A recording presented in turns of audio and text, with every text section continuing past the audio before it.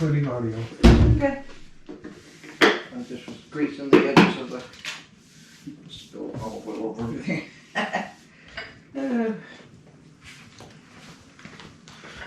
Well, it's nice on your skin at least. Do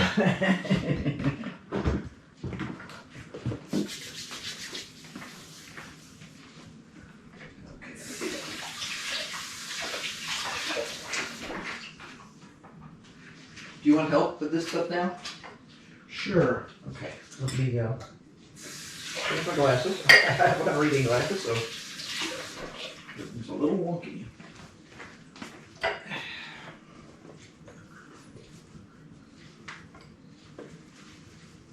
Now I'm putting 10 ounces of beef into these jars. Makes sense.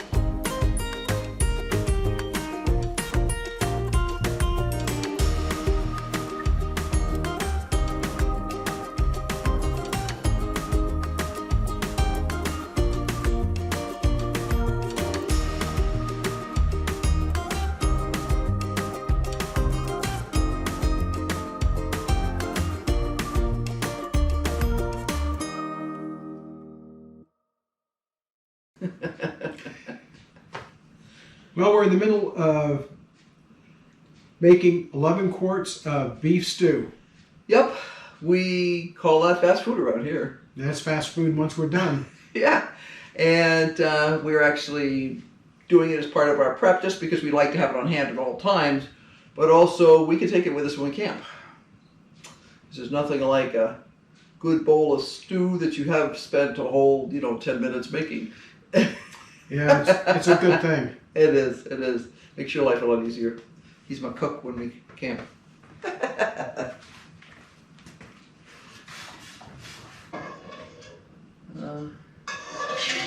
Wasn't too worried about bubbles. There's only a few. If I see something super obvious, I'll take care of it. Like this one's got a super obvious one on the edge here.